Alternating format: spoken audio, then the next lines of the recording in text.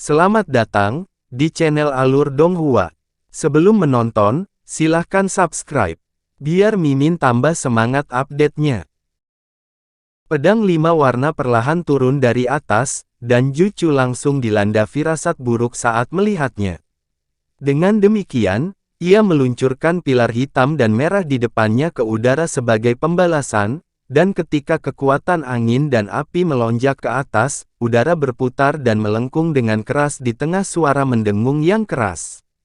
Pilar angin dan api menyapu pedang cahaya 5 warna dalam sekejap, dan cahaya ungu berkilat tak menentu saat ledakan yang memekakkan telinga meletus di dalam pilar. Seluruh penghalang cahaya yang dibentuk oleh formasi pedang bergetar hebat. Ekspresi Jucu mereda saat senyum muncul di wajahnya. Itu telah mengaktifkan semua potensi dalam tubuh ini, lalu memanfaatkan kekuatan manik roh di Glabella Kodok Raksasa untuk melepaskan serangan yang menghancurkan ini, jadi tidak mungkin formasi pedang ini bisa menahannya. Bahkan jika tubuh aslinya ada di sini, dia pasti tidak ingin menghadapi serangan ini. Namun, senyuman baru saja muncul di wajah kodok raksasa itu ketika ekspresinya tiba-tiba menegang. Suara dering yang jelas tiba-tiba terdengar dari dalam pilar angin dan api, setelah itu terbelah menjadi dua. Cahaya spiritual 5 warna menyala dan pedang cahaya besar ditembakkan dari dalam. Semua kekuatan angin dan api di dekatnya tampaknya telah diserang oleh kekuatan yang luar biasa, dan semuanya tersebar untuk mengungkap keseluruhan pedang raksasa itu. Pedang 5 warna berbalik ke arah kodok raksasa, lalu melepaskan tebasan lembut yang sama sekali tidak bersuara, dan tampaknya juga tidak berbahaya. Namun, manik abu-abu di Glabella Jucu tiba-tiba hancur. Mustahil. Jucu melepaskan jeritan mengerikan saat matanya terbuka. Pupilnya benar-benar merah, dan ada darah yang mengalir dari matanya. Detik berikutnya, tubuh besar kodok raksasa terbelah menjadi dua bagian saat semburan api merah melonjak keluar dari tubuhnya, lalu menggenanginya di lautan api merah. Sisa-sisa kodok raksasa itu langsung dibakar menjadi kehampaan, dan makhluk kolosal itu lenyap dalam sekejap mata.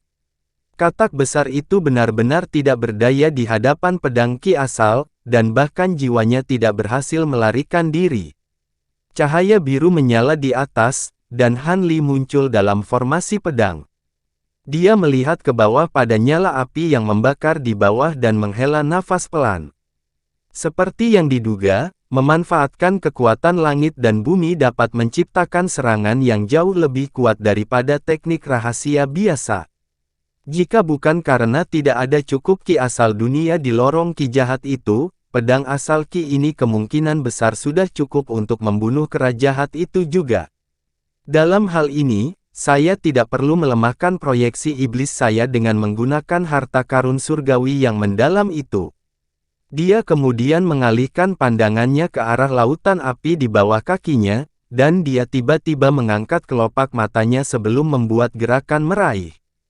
Sebuah benda terbang keluar dari lautan api dan ditarik ke genggamannya. Itu adalah kantong biru samar dengan beberapa jenis rune berkilauan berbeda yang tertulis di atasnya, menunjukkan bahwa itu sepertinya bukan benda biasa. Apakah ini kantong penyimpanan? Sedikit kejutan muncul di wajah Han Li. Setelah beberapa saat perenungan, tangan yang memegang kantong itu tiba-tiba berubah warna menjadi hitam pekat, dan semburan cahaya abu-abu mulai keluar dari telapak tangannya. Kantung itu diselimuti cahaya abu-abu, setelah itu dia mengangkat tangannya yang lain untuk memasukkan segel mantra biru ke dalam kantung.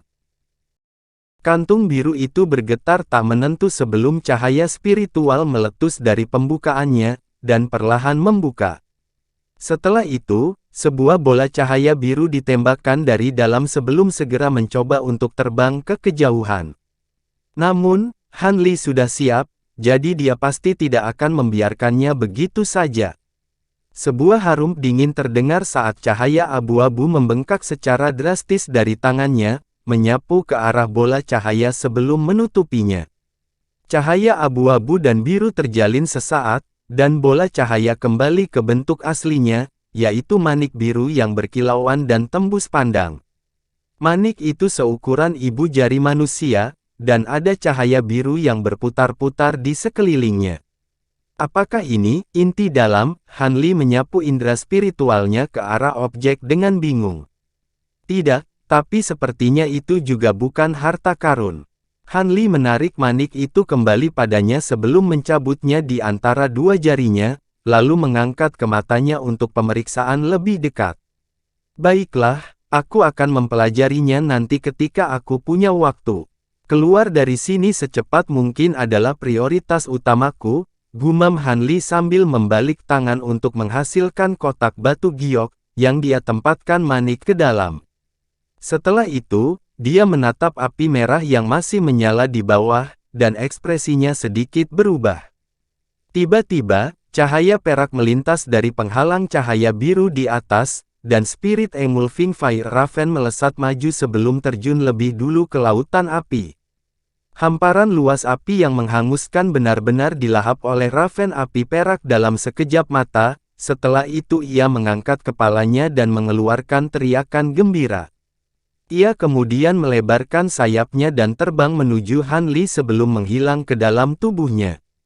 Setelah itu, Han Li membuat segel tangan, dan penghalang cahaya biru menghilang, hanya digantikan oleh beberapa puluh bunga teratai biru. Bunga-bunga ini berputar di tempat sebelum kembali menjadi 72 pedang biru kecil. Tubuh Han Li bergoyang, dan dia terbang di udara sebagai seberkas cahaya biru, mengumpulkan semua pedang terbang. Setelah itu, dia melanjutkan dan terbang ke kejauhan. Sementara itu, di dalam istana besar jauh di dalam gunung besar tertentu di barisan pegunungan setan emas, ada dua orang berdiri berdampingan di depan gerbang hitam besar. Pada saat Jucu terbunuh, ekspresi wajah pria berjubah biru di antara keduanya tiba-tiba menjadi gelap secara signifikan.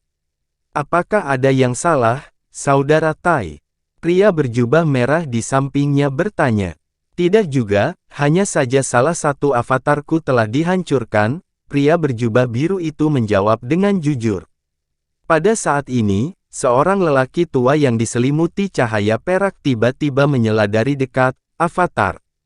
Apakah itu yang kamu sempurnakan menggunakan Devil Bonnet? Pria berjubah biru itu sepertinya tidak terlalu menyukai pria tua itu, dan dia tersenyum palsu sambil terkekeh, hehe. Kamu benar-benar tahu banyak tentang aku, Brother Duoyan. Jika Devil Bonnet akan digunakan pada inang yang cocok, avatar pasti mampu melepaskan tidak kurang dari 30% kekuatanmu. Seharusnya tidak ada banyak makhluk selain kita bertiga di Golden Devil Pegunungan yang mampu menghancurkan avatar yang begitu kuat, lelaki tua berjubah perak itu melanjutkan. Itu belum tentu demikian. Apakah kamu lupa bahwa ketika kita pertama kali menyeberang ke alam roh dengan leluhur suci, ada makhluk lain dari basis kultivasi yang sama yang juga diteleportasi ke sini? Kera jahat itu tidak kalah kuat dari kami bertiga. Kera jahat itu mencuri segmen pedang surgawi yang mendalam yang diperintahkan oleh leluhur suci untuk kita jaga, dia tidak akan berani muncul di tempat ini lagi. Pria berjubah perak itu mendengus dingin. Saya tidak akan begitu yakin tentang itu. Saya pikir kera iblis pasti berkelana ke dunia luar untuk mencoba dan menemukan metode untuk memperbaiki segmen pedang surgawi yang mendalam, sehingga kemudian dapat menggunakan harta itu untuk kembali ke alam kita, balas pria berjubah merah itu. Kamu pikir kera itu ingin memperbaiki harta karun surgawi yang mendalam? Apakah dia masih berpikir bahwa kita berada di alam iblis penatua? Makhluk yang benar-benar kuat dari alam ini tidak kalah kuatnya dengan para patriark suci dari alam suci kita. Jika memang demikian bukan karena kami tidak punya pilihan, ibu pemimpin kami tidak akan mengambil risiko merusak harta karun surgawi yang mendalam untuk memaksa membuka jalan masuk ke alam ini dan memindahkan kami ke sini. Pria berjubah perak itu menjawab dengan sikap dingin. Tidak ada gunanya bertengkar. Aku akan bisa mengetahui siapa yang menghancurkan avatarku saat aku kembali dan menggunakan teknik rahasia. Selain itu, Pesan terakhir yang disampaikan avatarku kepadaku menyatakan bahwa Putri Suebi sepertinya telah masuk daerah terdekat juga, kata pria berjubah biru itu dengan sikap acuh. Sue Ying juga ada di sana. Kamu tidak mengatakan putriku mampu menghancurkan avatarmu kan, kakak Tai? Pria berjubah merah itu bertanya dengan sedikit senyum di wajahnya. Dia tentu saja tidak akan bisa mencapai prestasi seperti itu sendirian, tapi jika dia bergabung dengan buaya jahat yang baru saja mencapai tingkat suci, ada kemungkinan besar dia akan bisa membunuh avatarku, jawab pria berjubah biru itu sambil menoleh ke pria berjubah merah di sampingnya. Apa, buaya jahat itu sudah mencapai tingkat suci? Baik pria berjubah merah dan pria berjubah perak berseru serempak. Tidak perlu terkejut, rekan Taois. Aku yakin bawahanmu juga akan segera menyampaikan berita ini kepadamu. Jadi begitu, ekspresi yang sedikit muram muncul di wajah pria berjubah perak itu. Jika itu masalahnya, maka hal-hal mungkin menjadi sedikit merepotkan. Buaya iblis itu adalah tunggangan favorit leluhur suci Mingluo, dan leluhur suci Mingluo berbagi hubungan yang cukup dekat dengan leluhur suci kita. Karena itu, kita tidak bisa berbuat banyak pada buaya jahat ini. Sekarang setelah mencapai tingkat suci, itu hanya akan menjadi lebih sulit untuk dikendalikan. Itu tidak akan baik untuk pengelolaan pegunungan ini, si merah tua pria berjubah menimpali dengan cara yang suram. Ini bukan sesuatu yang patut diperhatikan. Kamu benar, kebangkitan leluhur suci kita sudah dekat. Jadi ini memang tindakan yang layak, pria berjubah perak menyetujui dengan membelai janggutnya. Baiklah, kami akan melakukan apa yang kamu katakan. Pria berjubah merah juga tidak keberatan. Pada saat ini, pria berjubah perak itu tiba-tiba menyipitkan matanya, dan bertanya, kalau dipikir-pikir, aku penasaran, leluhur suci kita akan segera terbangun, namun kalian telah mengerahkan avatar, dan mengerahkan putrinya. Apakah ada sesuatu yang terjadi di pegunungan? Apa niat Anda, rekan Daois? Pria berjubah merah itu lalu tertawa kecil sebagai jawaban, tidak perlu mengajukan pertanyaan yang sudah kamu ketahui jawabannya, Duo Yan. Bukankah kamu juga mengerahkan bawahanmu ke pegunungan? Jangan bilang kamu tidak tahu tentang Zoysia abadi. Pria berjubah biru itu tetap diam dengan ekspresi gelap. Sangat mengejutkan mereka, pria berjubah perak itu agak kaget ketika dia menjawab, Zoysia abadi. Apa itu? Saya hanya mengerahkan bawahan saya untuk membunuh orang luar yang membunuh anakku. Pria berjubah perak itu adalah iblis mata segudang tingkat suci. Setelah mengerahkan Jiuye untuk mencari pembunuh putranya, dia dibunuh oleh roh gua yang telah dirasuki oleh penguasa iblis surgawi. Wuki ditempatkan di tempatnya setelah itu, dan dia memimpin gerombolan besar binatang buas yang berhasil mencegat Han Li dan yang lainnya, tetapi mereka berpisah karena ada 3 makhluk yang harus dikejar sekaligus. Setelah itu, Han Li dapat menggunakan boneka bayangan yang disulap oleh armor origin talisman miliknya untuk memikat Wuki dan 2 bawahannya ke dalam jebakan, sehingga memungkinkan dia untuk membunuh ketiganya dengan mudah. Adapun semua binatang iblis lainnya, mereka telah dipimpin oleh binatang kecil berwarna 5 ke pintu masuk yang mengarah ke pegunungan setan emas, di mana mereka sedang mempersiapkan penyergapan untuk Han Li dan yang lainnya. Dengan demikian, terlepas dari kenyataan bahwa Duo Yan telah mengerahkan banyak bawahannya ke pegunungan, dia masih sama sekali tidak menyadari keberadaan Zoysia abadi, itulah sebabnya dia begitu terkejut dengan kata-kata pria berjubah merah itu. Adapun 2 makhluk lain yang hadir, mereka adalah Taimo dan Suebi, keduanya juga merupakan binatang iblis tingkat suci. Duo Yan jelas tidak berpura-pura tidak tahu, jadi sekarang giliran Suebi yang terkejut. Cahaya merah menyala di matanya saat dia bertanya dengan suara serius, putramu terbunuh. Mengapa kita belum mendengar ini, saudara Duo Yan? Apakah ini semacam berita glamor yang harus kuberitahukan ke seluruh dunia? Selain itu, Kalian berdua cukup sibuk beberapa hari terakhir ini, jadi tidak mengherankan jika kalian belum pernah mendengar tentang ini, jawab Duo Yan dengan, "Ahem, maafkan aku, rekan Taois." Sue Bi berdeham, mengesampingkan yang lainnya untuk saat ini, aku cukup tertarik dengan zoisia abadi yang kamu sebutkan. Hehe, itu sebenarnya bukan cara yang terlalu penting. Makhluk roh dari surga dan bumi menerobos masuk ke pegunungan ini beberapa hari yang lalu, bahkan jika kami tidak memberitahu Anda tentang hal ini di sini, kemungkinan besar Anda akan segera mendengarnya, Taimo terkekeh. Oh, makhluk roh macam apa yang bisa membuat kalian berdua begitu tertarik padanya, sampai-sampai kalian bahkan mengerahkan avatar kalian dan mengarahkan garis keturunan untuk mencarinya? Kalian bisa terus mencoba dan membuatku tidak tahu apa-apa, tetapi apakah Anda benar-benar berpikir saya tidak akan dapat menemukan semua ini untuk diri saya sendiri? Ayo, ekspresi Duo Yan semakin gelap. Cahaya hitam menyala dari luar istana, dan seorang pria kurus mengenakan baju zirah hijau masuk ke ruangan. Dia berjalan ke pria tua berjubah perak sebelum menangkupkan tinjunya dengan hormat. Apakah Anda memiliki beberapa instruksi untuk saya, Tuan?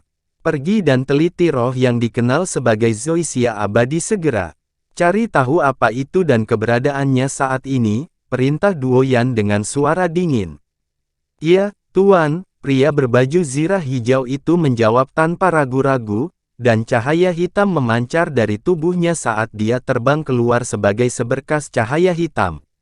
Sementara itu, Taimo dan Sue Bi hanya diam saat mereka melihat dari samping, dan Sue Bi bahkan memiliki senyuman di wajahnya, mereka tampaknya sama sekali tidak terpengaruh oleh apa yang dilakukan pria berjubah perak itu. Duo Yan menoleh ke teman-temannya, dan ekspresinya semakin gelap saat melihat reaksi mereka yang sedikit sombong. Dia melepaskan harum dingin sebelum melanjutkan, "Baiklah, sudah cukup tentang zoisia abadi ini, mari beralih ke topik utama. Beberapa hari yang lalu, saya menerima berita bahwa beberapa aktivitas abnormal telah diamati dari lorong antar alam bahwa kita sudah disegel. Tampaknya makhluk dari alam suci masih tidak mau menyerah, dan mencoba untuk mengakses lorong jalan antar alam. Bukankah leluhur suci kita menghancurkannya menggunakan harta karun surgawi yang mendalam? Bagaimana masih ada makhluk yang berani mencoba dan mengaksesnya?" Sue Bi agak terkejut mendengar ini. "Apakah kamu tidak percaya apa yang saya katakan, saudara Sue Bi?" Duo Yan bertanya sambil menatap dingin ke arah pria berjubah merah itu. "Jalur antar alam adalah masalah yang sangat penting, jadi aku tidak berani meragukan kata-katamu, Broter Duo Yan," jawab Sue Bi. "Jika ada patriark suci lain di alam suci, dan mereka juga memiliki harta karun surgawi yang mendalam, maka tidak mungkin bagi mereka untuk membuka lorong lagi," renung Taimo sambil mengelus dagunya. "Itu tidak mungkin. Jika bukan karena kita berada dalam situasi yang mengerikan dan tidak punya pilihan lain, leluhur suci kita tidak akan memaksa membuka lorong dengan mengorbankan harta karun surgawi yang mendalam, dan sebagian besar basis kultivasi. Bahkan jika patriark suci lainnya memiliki harta karun surgawi yang mendalam, mengapa mereka membuat pengorbanan seperti itu tanpa alasan?" Sue Bi membalas, "Jangan terlalu cepat mengambil kesimpulan. Jika ada 2 atau lebih patriark suci di sisi lain, dan mereka bergiliran menggunakan harta karun surgawi yang mendalam untuk menyerang lorong, mungkin mereka benar-benar bisa membukanya," renung Duo Yan dengan suara muram. Sue Bi dan Taimo sama-sama goyah setelah mendengar ini sebelum ekspresi mereka menjadi gelap. "Jadi, aktivitas abnormal yang terdeteksi dari lorong masih sangat samar, jadi meskipun itu dibuka lagi, itu akan terjadi ratusan tahun. Ketika saatnya tiba, kita akan pergi kepada leluhur suci kita untuk memutuskan apakah kita melawan atau melarikan diri. Kebangkitannya harus segera terjadi, jadi pasti ada cukup waktu," desah Taimo dengan senyum masam. "Memang, dengan kekuatan kita, Tidak mungkin kita bisa mengubah keadaan lorong antar alam sama sekali. Mungkin ibu pemimpin kita akan memiliki cara untuk menghentikan ini, kata Suebi dengan sikap optimis. Duo Yan membelai janggutnya dengan anggukan setelah mendengar ini. Namun, tepat pada saat ini, cahaya gemilang tiba-tiba meletus dari gerbang batu besar di depan mereka, diikuti oleh rune merah muda terang yang tak terhitung jumlahnya yang berkedip tanpa henti muncul di permukaannya. Leluhur suci kita telah bangkit. Suebi langsung berseru saat melihat ini. Ekspresi gembira muncul di wajah ketiga binatang iblis tingkat suci, dan mereka semua berdiri lebih tegak saat menghadap gerbang batu. Cahaya yang berputar di atas gerbang batu akhirnya memudar setelah sekitar 10 menit, dan pada saat yang sama, rune merah muda cerah di permukaannya juga langsung meredup sebelum menghilang sepenuhnya. Ketiga iblis kelas suci menatap gerbang batu tak berkedip. Namun, gerbang batu itu tetap sunyi senyap, dan tidak ada hal luar biasa yang terjadi. Setelah hampir 2 jam, gerbang batu itu akhirnya terbuka dengan sendirinya. Ketiga iblis itu langsung tergerak saat melihat ini. Oh, kalian bertiga sudah di sini. Ketekunanmu cukup terpuji. Masuklah. Suara wanita surgawi dengan nada lembut. Di luar gerbang batu yang setengah terbuka, hamparan luas cahaya merah muda berkedip tak menentu dengan cara yang agak menarik. Selamat atas kebangkitanmu, leluhur suci, kami akan segera datang untuk menemuimu, jawab Duo Yan dengan hormat saat membungkuk. Setelah itu, ketiganya berjalan berdampingan menuju gerbang batu. Begitu muncul di sisi lain, cahaya merah muda melintas di depan mata mereka, dan berada di lanskap yang benar-benar asing. Langit berwarna biru cerah tanpa satu pun awan yang terlihat, dan tanaman hijau subur membentang sejauh mata memandang, bertemu dengan kaki langit di cakrawala. Tampaknya ini adalah dunia yang sangat luas. Di jarak yang sangat jauh, ada pohon bunga besar setinggi sekitar 1000 kaki berdiri di atas padang rumput. Pohon itu berwarna ungu, sementara bunga roh merah muda tumbuh di seluruh cabangnya, seperti bunga teratai besar. Berdiri di kaki pohon adalah sosok humanoid putih yang begitu cantik. Pohon bunga besar tampaknya sangat jauh, dan wanita itu memunggungi ketiganya. Ketiga iblis semuanya membungkuk serempak ke arah wanita itu dari jauh. Kamu sudah masuk, jadi kenapa kamu tidak mendekat? Wanita itu terkekeh saat dia mengangkat tangannya, mencabut bunga merah muda besar yang berada tepat di atas kepalanya sebelum melemparkannya ke belakang. Bunga merah muda raksasa berputar di tempat sebelum meledak dengan dentuman tumpul untuk membentuk semburan cahaya merah muda. Cahaya merah muda melintas di depan mata ketiga iblis itu, dan sekeliling mereka tiba-tiba kabur. Detik berikutnya, mereka kurang dari 100 kaki dari pohon bunga raksasa. Mereka bertiga agak terkejut dengan perkembangan ini sebelum buru-buru mengulurkan busur kolektif lainnya.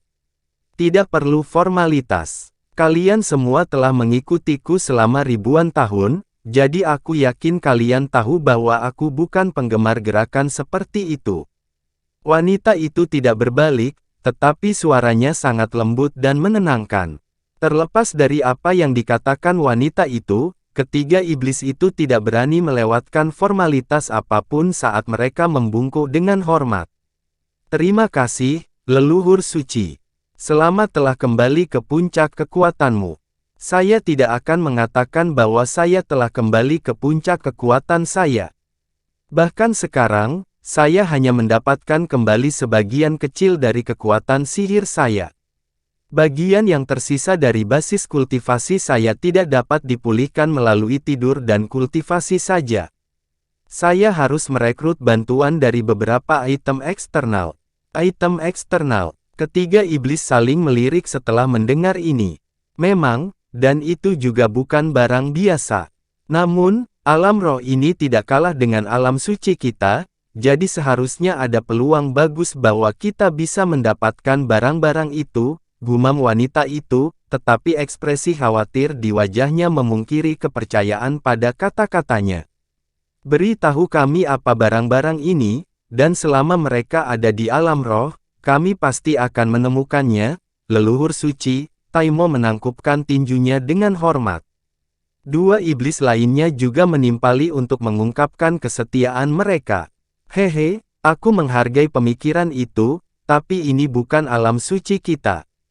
Meskipun kalian semua adalah makhluk tingkat suci dan makhluk alam roh dengan basis kultivasi rendah tidak akan tahu identitas asli kalian, penyamaran kalian akan terbongkar jika Anda bertemu dengan makhluk dari basis kultivasi yang sama. Dalam hal ini, Anda semua akan berada dalam bahaya besar, jadi bagaimana Anda menemukan barang yang saya cari? Saya harus melakukan perjalanan sendiri, wanita itu memutuskan.